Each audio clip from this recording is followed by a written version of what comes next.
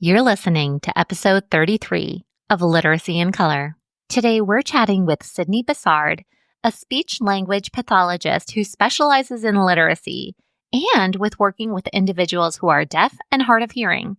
She owns the Listening SLP, which is her private practice and social media brand.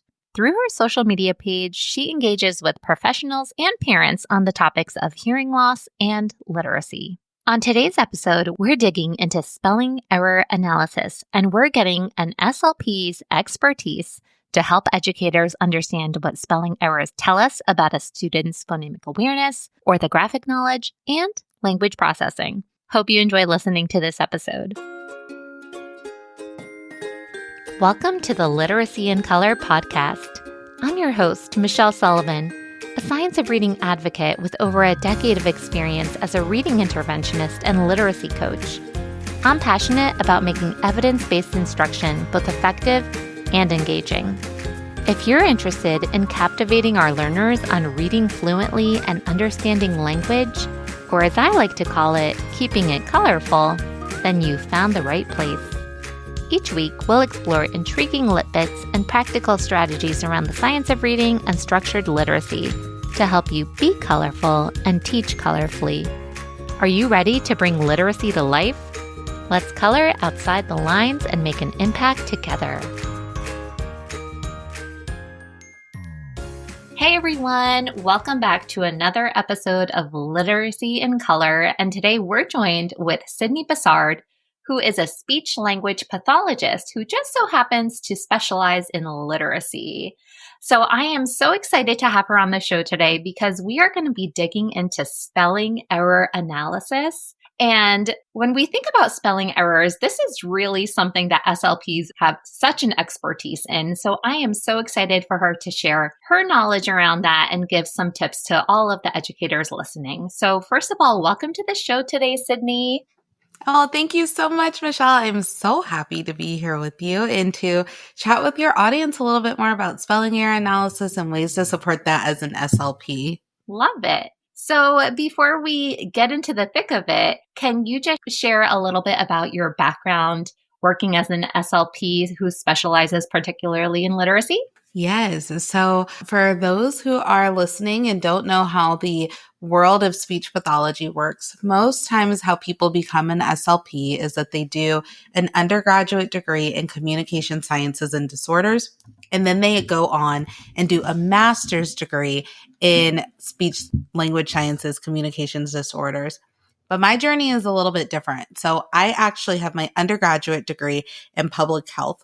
And the reason for that is because I thought I wanted to be a pharmacist. That was a wild dream. And one organic chemistry 2F later, I quickly realized that was not for me.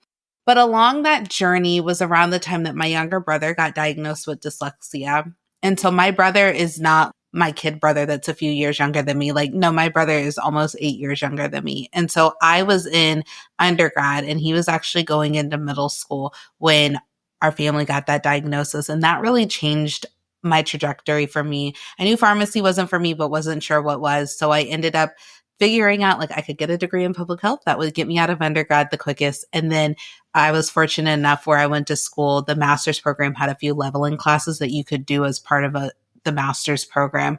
So I did that. And I was fortunate because where I got my master's degree for speech pathology had several faculty on staff who actually specialized heavily in literacy. And not all SLPs have that in their programs. So because my program had that, it allowed me the opportunities to learn a lot more about literacy intervention and what that looked like in relationship to language. Plus, I had worked for a reading intervention company in the summers of undergrad. So using what I got in my master's program, plus the knowledge that I had from working in that program, it really led me to delving deeper and figuring out that was the area I wanted to specialize in as an SLP. Wow, that's so powerful. When you were talking about your brother, the hairs on my arms are sticking up and feeling a little emotional over here. I love those kinds of stories, that kind of driving force to take you down a certain road. So that's really special. And I think the role of an SLP is just so cool. I feel like that should be every teacher's back pocket best friend to get some insight in, because A lot of times teachers feel more confident in the literacy realm, but they don't know as much about language. So when we can marry the two, it really, really can make a bigger impact on our instruction. Today, when we're talking about spelling errors, a lot of times when kids make spelling mistakes, people can think a few different things. They might think that a child isn't studying for Friday's spelling test, and yikes, if we're still doing Friday spelling tests. Abort. But they also might think, oh, maybe they're just not applying their phonics skills. But what can spelling errors actually tell us? I am so glad that we're talking about this today. So spelling errors really unlock a whole world for us about what a child is and maybe is not picking up when it comes to instruction. So traditionally, when we think about how spelling errors have worked, it's percent correct. You either got it right or you got it wrong. And what that tells me is that you spelled that particular word right or that particular word wrong. But what it's not doing is letting me know about what other processes might be going on as far as spelling and brain development works in regards to literacy. And so when we're talking about spelling error analysis, especially for people who are like, what exactly are you referring to? It's where a child would do a spelling test. And instead of just saying they got it right or they got it wrong, you would look at to see what kind of errors they were making. So there's phonological errors. There's going to be orthographic pattern knowledge, which is, do they understand how we spell a particular word? Mental graphemic representation. So they spelled it like we would another word, but is it the way that that word should be spelled? Morphological knowledge. Are you adding the morphemes appropriately? And I know, Michelle, morphology is one of your things. And then semantic knowledge. So maybe you spelled another word, but that's not the target word that we're looking for. And so the big benefits that we see when we do spelling error analysis is it allows us that deeper analysis and way that we can look at the types of errors that kids make. But then more importantly, especially for my teachers that are listening, this is going to guide your instruction. If you have a good chunk of your class that the majority of their errors they're making in spelling are phonologic or they're morphological, then you instructional wise want to spend more time talking about phonologic aspects and really making sure that we're making those connections with kids, or spending more time on the morphology piece or on the orthographic pattern knowledge for the spelling patterns that we have. So that way it's driving your instruction. There's no need in focusing on areas that kids have solid understanding and grasp in. Our time in the classroom is very short. It's little. So I always encourage teachers, make your blows count. And the best way to do that is to know where people actually need support. That's huge. You said a few things there. So first of all, I love how you talked about the traditional way of teachers just assessing right or wrong without digging deeper. And you're missing a whole bunch of information there. Everything that a child shares with us, whether it's orally or in written form, it's a form of communication of what they know. And if we're not taking time to kind of break down that information, we're missing out on a whole bunch of data. So I think digging in is the first step, really. And I love how you broke it down into all those different categories. And even for myself, I was thinking phonological, orthographic, morphological, but you even said a term I've never heard of, and that was the mental graphemic, right? Yeah, mental graphemic representation. Yeah. So I think this is why SLPs are, like I said, our back pocket best friends. And you also talked about semantic errors. So before we get into all the different types, maybe we can talk a little bit about how we should assess spelling in the first place. So I know traditionally sometimes teachers give a spelling test, but are there any different ways that we can take these samples to do some error analysis work with? Yeah, so you can take a sample of a traditional spelling test, but we know that there's been updates to that knowledge of we don't want to just give a random word list and say memorize these, but like our spelling tests, if you're giving any, should be targeted based on a particular spelling pattern, concept, or rule that you're working on to truly assess that knowledge. But even to thinking of writing samples that kids have. So if they've given you a narrative story, or if there's a couple of sentences that they've had to write, taking that work and analyzing it is another way that you can look at spelling. It's not necessarily in the same way that you would look at it if you were just given like a one-word utterance, but it does still give you insight as to what they're doing without necessarily creating an additional test or assessment or procedure that you feel like you need to do in your classroom. And I changed my language around spelling tests. I like to call them spelling inventories now. So either we're taking an inventory of the letter sound correspondences that they've been taught. Something our school did when we were shifting to more phonics-based instruction is if they were learning a phonics concept for a week, they wouldn't take those words home to memorize for that week. They would be assessed with words just using those skills. So they didn't necessarily have the list. They were just being assessed on those concepts. And even so, when students make errors and things are not correct, we can analyze those errors. So now maybe we can go deep into the different types. So maybe you can define each error for us and give us an example of what that might look like. And as a bonus, perhaps you have some special language that we can utilize in the classroom or a special tip when we're addressing that type of error that could be really helpful. So maybe we could get into phonological first. Yeah, so phonological awareness errors, I feel like are the ones that are the most common, especially when we're working with our preschoolers up until probably around second grade. And so that's just really where a child is omitting a speech sound in a word or a phoneme. They're adding a speech sound or phoneme in a word, or they're transposing or like changing the order of the sounds in a word so that it doesn't flow. So that's like an example of that could be if we're thinking of the word, let's say our word is top. Instead of writing top, they just write the T and the P. Well, they've omitted that ah. They've omitted the O sound there. So that would be a phonologic error. We didn't mark it with some type of letter or let us know that there was a sound there. An addition could be if you say the word is top, but they wrote stop. That's still a phonological error because we added something extra that wasn't there. And then if they transpose some things around, so instead of stop, they make it stop, which is not a word, but they transpose that S and that T and switch the order of it. And so if you're thinking for instructional purposes, how you want to talk about with kids, my goal is always to take something that's high level and we want to make it as basic for children as possible to understand. So just telling them, as we're focusing on our spelling today, we really want to make sure that we are listening and having a representation for every sound in a word.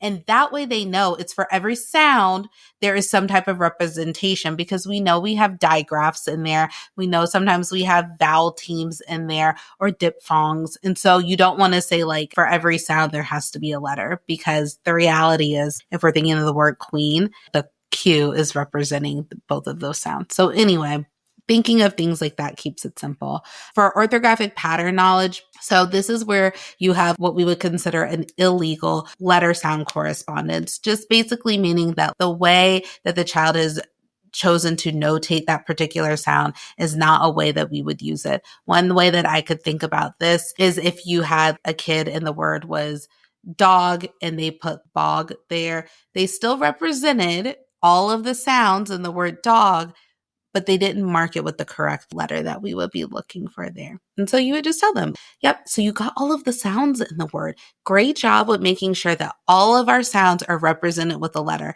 But we need to go back and look at this. So if we read it the way this says, the way you wrote it says bog, but I'm looking for dog. So what's the sound that we hear there and what letter corresponds? Once again, it's just breaking it down for them. I think it's really helpful. And I think a lot of times teachers might get confused with phonological errors and orthographic errors, but we have to go back to one, you're confusing the sounds, and the other one, you're confusing the spellings. And I think that's why it's so important when we're doing dictation or we're doing spelling to have those opportunities where we're stretching out the sound or segmenting them together. One scaffold sometimes is we write a line for every single sound we hear. So when we go back to fill in those graphemes, you do have that orthographic representation for every single phoneme that you're hearing. So those are such great tips that you shared. No, absolutely. And I think too, this is where making sure that you have kids repeat it back to you is really important. So when I worked for that literacy intervention company, we did a lot of work at the phonological awareness level with kids, and we moved into a lot of decoding. But where I was seeing a little bit of a breakdown was we never had kids repeat things back to us. So you would give them the task or the word to spell, spell, and then they were just expected to do it. But if you have a child who is not processing the words or the sounds the way that you say them, and then they spell it based on what exactly they thought they heard, and you're like, that's not right. Sometimes as adults, we get to be a little bit flippant with our right and wrong type wording with kids, but it was how they heard it. But you never knew that because we never took time to allow them to say like, oh, this is what I'm hearing. This is what I should be writing. This is the sentence I've heard, for us to even clarify some of those things. And that can actually help too when we're thinking of spelling errors. If they are hearing bog, bog, bog, and I said dog, well, who's that on? Is that on them or is that on me? And if I don't provide the word in a sentence, then that's still on me because I didn't give any additional context to make it an easier task for them. So true. And I think that's why also sometimes phonological and orthographic errors can get confusing in the analysis part, because I'm thinking, say the word is much, and then the student writes mush, but they heard you say mush. Yes, the letters that they chose kind of were those illegal letters, but perhaps it was because of a phonological issue. Like they didn't hear the sound properly. Yeah. Could go either way. Definitely. But I would say that those are the two that we probably see the most, especially within like the early grades. And then mental graphemic representation is where the spelling that they chose is legal or a way that you could represent it, but it's the incorrect letter that we would use there. So if the word was cake and the child spelled cake, C-A-C-E, it's a mental graphemic because the letter that they chose there, C can represent the k sound. It's just not how we would choose it to represent it in that word. So those are, I think, a little bit more where like some of the spelling nuances come in. Do you understand like the spellings that we'd have there? And then do homophones fit in there too? Like if you have here for here. They fit more into semantic knowledge only from the standpoint that semantic knowledge and errors are where it's a correct spelling of a homophone or a target word. So like 8 for 8, or it's a correct spelling of a real word where some of the phonemes align with the target word. It's just not necessarily the one that we're looking for, or where it's like an alternate verb tense used for that particular target word. So that's where semantic knowledge, because you understand what they are. But once again, I think that's where when we give words or we're assessing spelling, but you don't give context to it, how do you know if it's that they don't really know? You're in your mind going, no, I want 8, like you ate an apple. But they heard 8 and they spelled E-I-G-H-T because that's the one that sticks readily in their brain. Love that. I beat you to that one. You did. You got me. But the ones that I feel like you probably talk about a lot, Michelle, and ones that a lot of people, sometimes they feel like get tripped up on, is morphological knowledge. And so morphological knowledge errors are really where there is an omission or an addition of an affix. And so affixes are prefixes and suffixes, or we're having an incorrect spelling of the affix, or you omit the juncture. So how you're going to attach that to the base word, or you forget to drop a particular juncture within that word. Ones that we see oftentimes, especially one of the first ones kids have difficulty with, is that T-I-O-N ending that we see with shun. A lot of times it's spelled S-H-U-N, or sometimes they don't know the difference between T-I-O-N and S-I-O-N and which one gets what in a word. So that's where we see those. And I think that's where a lot of support of highlighting different morphological markers and features is so helpful for kids, because you're helping them to make those connections early on to see how they're going to attach to the word for spelling purposes. That's really helpful. And I am always on my soapbox about spelling out your morphemes, because your morphemes can change pronunciation depending on what they're affixed to. And ED is the perfect example. It can represent 3 different sounds. And we naturally will say suffix ED, but we won't naturally say suffix ION or prefix RE. But when they're part of a word, there's always a shift. Sometimes something gets schwad. Sometimes a short vowel became a long vowel. And I think the spelling out also strengthens your spelling ability, and it builds up that this is the letter string that I'm going to use when I hear that this is how it's affecting the word and how it's modifying that word. Oh, 1,000%. And even think of it with plural S, right? You have s, z, and is. Same thing as like with past tense ED. And this is where I really believe that schools are one of the best resource centers we have that we underutilize, because you have the reading specialist, the classroom teacher, you have an SLP, you have so many people you can draw on. Leverage your school SLP to learn a little bit more about what some of these differences are. So just like with regular past tense ED, depending on if it's voiced or unvoiced, or if it's ending in a particular sound, depends on the spelling pattern. These are things that you can teach your kids. Granted, eventually it becomes automatic for them, but when they're first learning, have them touch their vocal box on their throat and feel like when you say pass, oh, that's it's unvoiced, and we want pass is. Oh, okay. So what will we do to change that word? Pass is. Oh, because it ends in this. I can't just add another S there. It has to be is there. Things like that help kids to make those connections, and then they're going to start to generalize the skill. So leverage the people you have in order to make your teaching instruction easier too.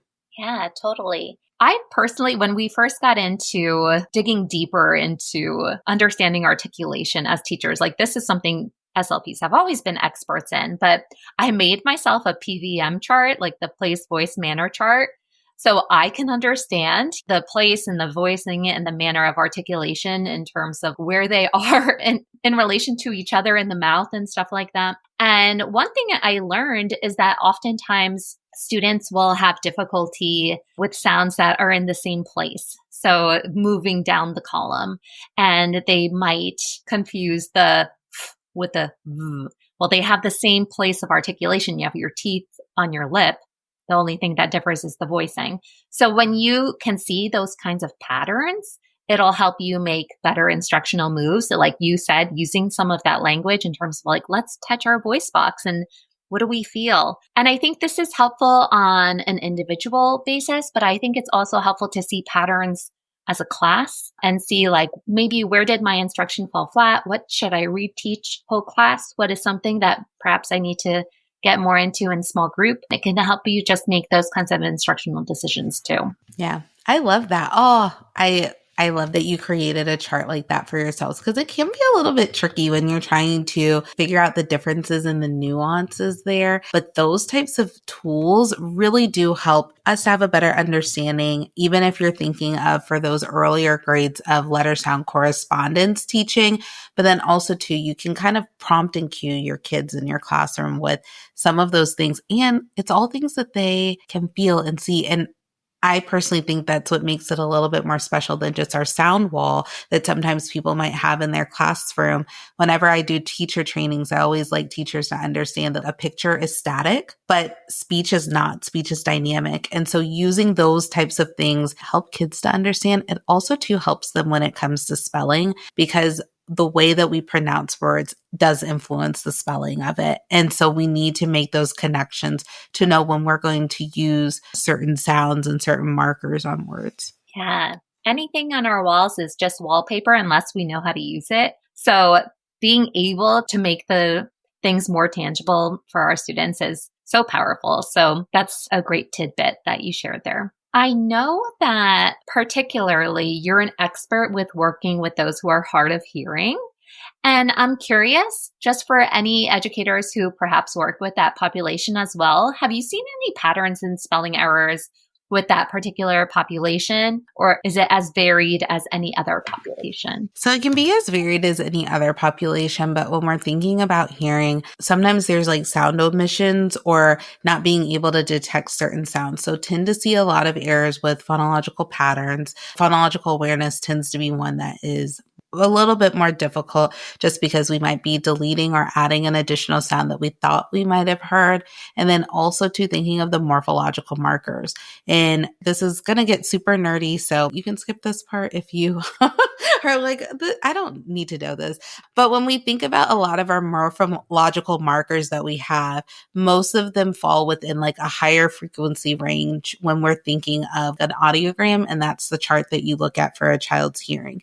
So a lot of our markers contain a s, or a Z sound and things of that nature. Those are higher frequency sounds. And so for some kids that have sensory neural hearing loss, which is a hearing loss that's affecting their cochlea, they tend to struggle with being able to pick up on some of those, which is why in language production, you might see difficulties with plurals and possessives, with INGs, with being able to talk about things of that nature. And so it also translates to reading and spelling as well. That is so interesting. I love a good nerd out session. So that is a really cool brain tip for us to take with us. So thanks for sharing that. And I'm also thinking of students with language variation and students who perhaps pronounce words differently. I think one thing that's really important is that we always respect a student's home language, no matter what they speak. And at the same time, we also want to teach them how to spell things in general American English too. So I think that's where we might say perhaps they left off the plural S, and it's not because they didn't hear it. It's just in their home language. That's how they say it. But we're still explicitly teaching when something is plural, we're adding the suffix S at the end. Do you have any other words of wisdom when it comes to language variation? Yeah, I think the biggest thing with language variation is that you were saying you always want to be respectful. It never has to be a conversation of, that's not how we say that here, or that's not what we should be doing. It can always be a conversation of, in some instances, maybe when we're talking, we don't add that plural S to the end. But when we're spelling it, we do want to make sure that we're marking it so that everybody knows what we're talking about, or our reader knows what we're talking about. You're giving ownership and not like penalizing a child or making them feel bad because they didn't mark it. But you also too are helping them to see that for like writing purposes, we do want to make sure that we're marking it, and we might write a little bit different than we talk. And those types of things are interesting. But I love that. I am a firm believer in, we as educators, we complain a lot about we don't see carryover and generalization of the skills that we work in outside of the classroom setting or the speech therapy setting. But a lot of times we haven't spent enough time doing an analysis to know what's relevant or important to the family, or making people feel respected. And so if you can make sure that someone feels respected, even if it's a quick handout that you send the family to just show them what some of the differences are, or say, hey, we're working on this. These are the things that we really want to draw attention to. That goes a lot further way than shaming people for not currently doing that with their kid or making them feel othered. Yeah, definitely. And I think respect is a key word there, because it all goes back to that original spelling test, right? Like when we have the red pen out and we're saying this is right and this is wrong. And teachers often feel like they have to be the bearer of wisdom and teach their students the proper way. But what is the proper way? And there's so many different ways that we can speak English, and they're all correct. And part of it is we're always honoring that home language. And sometimes when students are speaking a certain way, it's not because it's a phonological error. And I think that when we're talking about whether it's reading error analysis or spelling error analysis, those are things to take into consideration too. So I think that's really, really just a little nugget to keep in the back of your head always. Yeah, I agree. That's a good one to have. Yeah. As we're wrapping up this episode, do you know of any resources that educators can tap into to support their spelling error analysis journeys? Oh, that is a good one. So generally, I mean, nobody likes hearing they're like Google, but like Google can be good. And there are things that you could use like that as a way to kind of help you. I will say there's one website, the Literacy Nest, that like does a really nice job with a blog post about looking a little bit closer at spelling error analysis. But one thing that we've been very fortunate to be blessed with technology-wise is the invention of AI, and seeing how AI has kind of come about. And it doesn't hurt to run something in AI. Now, yes, we need to double check it, right? Because we know that AI is computer generated. It does not have the brain of a human. But if you are like short on time, or you're saying this is something I'd want to add to my teaching practice, but I don't have the time to sit there to do it myself, you can always run it in an AI and say, this was the child's spelling, this was the target word, do a quick spelling error analysis to tell me what things that I should be observing. And so it can tell you quickly you should always go back through and make sure that it's actually accurate. But that kind of helps save you a little bit of time as you're like, I'm not really sure what exactly I'm supposed to be doing and getting. So that's kind of my big tip. Use a system, let it work for you. Don't feel as though you have to reinvent that wheel, especially when time is limited for what you have to do. Yeah. And I think also how you talked about time, like not feeling like you have to analyze every single spelling error that comes across your way too. There might be times where you get in a little bit deeper, and there might be times where you casually notice patterns because you've been doing this work so much that it kind of pops off the page at you too. So I think taking that with a grain of salt is helpful too. All right, Miss Sydney. So you have shared so much great information with me. I'm sure listeners would love to connect with you further. So where can they find you? Yes. So it's been so much fun being on here with you today. Thank you so much. If you want to connect with me, you can find me at the Listening SLP on all social media platforms. You can find our website at www.thelisteningslp.com. You can always send me an email at hello@thelisteningslp.com. And if you're interested in doing a professional training for your school or your staff, just feel free to reach out to us on one of those platforms, and we'd be happy to chat with you more. Awesome. I know that everyone needs some good PD instruction from a talented SLP, so hope they'll be knocking on your door. All right. Thank you again. Thank you. Thank you so much for tuning into Literacy in Color. I hope today's episode left you feeling both inspired and equipped with something new to add to your teaching toolkit. If you're enjoying this podcast, it would truly mean so much to me if you'd leave a 5-star review. It helps other educators find the show and join our colorful community. And don't forget to hit the follow or subscribe button so you never miss an episode. For more tips, tools, and resources, be sure to check out the links in the show notes at michelleandthecolorfulclassroom.com. Thanks again for listening, and I'll catch you next week. Until then, be colorful and teach colorfully.